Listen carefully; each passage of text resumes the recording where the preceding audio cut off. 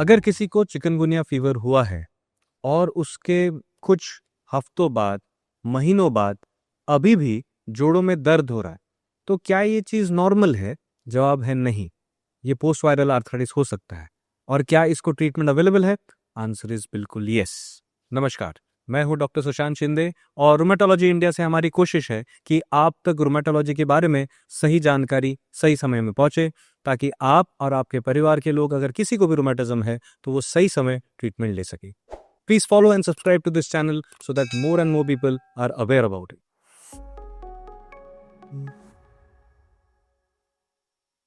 देखिए, चिकनगुनिया एक इन्फेक्शन है। पहली चीज तो मैं कहना चाहूंगा, ये चिकनगुनिया नहीं है, ये चिकुनगुनिया है। मतलब इसका वेज नॉन वेज खाने से कोई कनेक्शन नहीं। चिकनगुनिया ये आर्थराइटिस कर सकता है, पर चिकनगुनिया शरीर में आता ही कैसे? ये आता है शरीर में मच्छर के काटने से। ये मच्छर काटने से ये जो चिकनगुनिया का वायरस है, ये शरीर में आता है और पेशेंट को सिम्टम जो होते हैं वो अदर वायरल फीवर्स जैसे ही होते हैं। For example, typical symptom chikungunya का है फीवर। ये फीवर यूजुअली काफी तेज होता है, बट जो अनयूजुअल फीचर चिकनगुनिया के साथ ज्यादा देखा जाता है वो है बुखार के साथ शरीर में दर्द होना। शुरुआती टाइम में ये बैकएक होता है, मल्टीपल एरियाज में पेन होता है। बहुत सारे मेरे पेशेंट्स रिपोर्ट करते हैं कि जिस दिन बुखार आया था उसी दिन पेन शुरू हो गया था, या कभी कभी पेन सुबह से था और शाम तक बुखार आ गया। बहुत बार बुखार और जॉइंट पेन के साथ शरीर में रैशेज आ जाते हैं, शरीर लाल पड़ सकता है, पेट पे, हाथ पे, पाँव पे हल्के हल्के लाल दाग आ सकते हैं।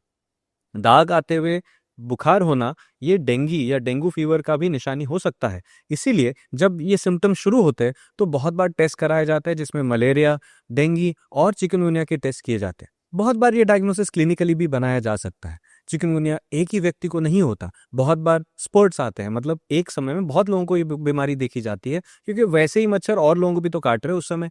टिपिकली ये मानसून, बारिश का सीजन और बारिश के बाद के कुछ महीनों में हम देखते हैं कि ये केसेस बढ़ जाते हैं।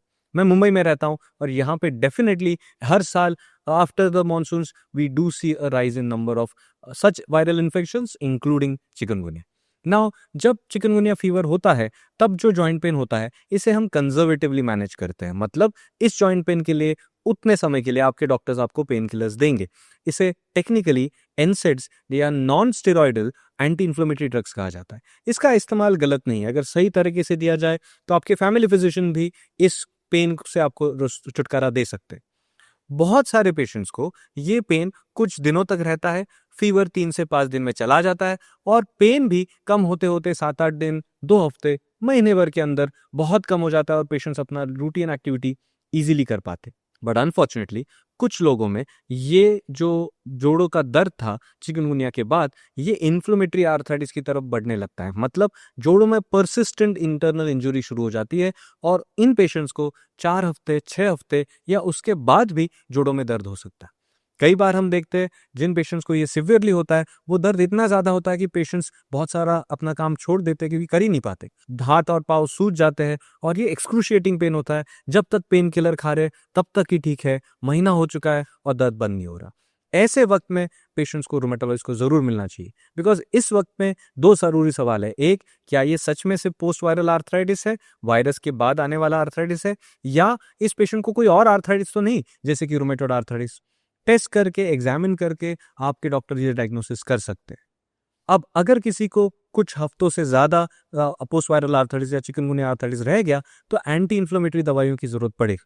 इसमें जिनको सिवियर आर्थराइटिस है उन्हें शॉर्ट कोर्स ऑफ स्टेरॉइड की जरूरत पड़ सकती है, बट जिनको परसिस्टेंट लॉन्ग टर्म आर्थराइटिस है, हम लंबे समय तक स्टेरॉइड बिल्कुल नहीं देना चाहते।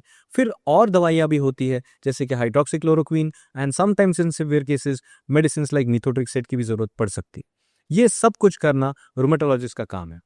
जिन पेशेंट्स को विद इन फ्यू डेज या वीक्स पेन कम हो चुका है उनको लॉन्ग टर्म दवाइयां नहीं लगती, बट दोज फ्यू पेशेंट्स जिनको 1 महीना हो चुका है, 6 हफ्ता हो चुका है, पेन नहीं जा रहा है, परसिस्टेंट जो जॉइंट पेन एंड स्वेलिंग है, उनको लंबे समय की ट्रीटमेंट की जरूरत पड़ सकती है। ऑन एन एवरेज हम देखते हैं जिनको परसिस्टेंट आर्थराइटिस या जिसे क्रॉनिक आर्थराइटिस भी कहा जाता है वो हो चुका है, उन्हें 6 months to 1 year and sometimes maybe longer than 1 year up to around 2 years or more treatment की जरूरत पड़ सकती है। अंडर द राइट गाइडेंस ये ट्रीटमेंट सेफ है। रूमेटोलॉजिस्ट के गाइडेंस में अगर आप ये दवाई ले तो इन दवाइयों से आपके जॉइंट की स्वेलिंग, इन्फ्लेमेशन कम होके बॉडी को टाइम दे रिकवर होने को, धीरे धीरे ये दवाइयाँ कम की जा सकती है। और अगर ऐसा ना किया गया तो जॉइंट्स में जो पेन है वो काफ़ी सिवियर होने की वजह से पेशेंट्स अपनी डेली एक्टिविटी भी नहीं कर पाते।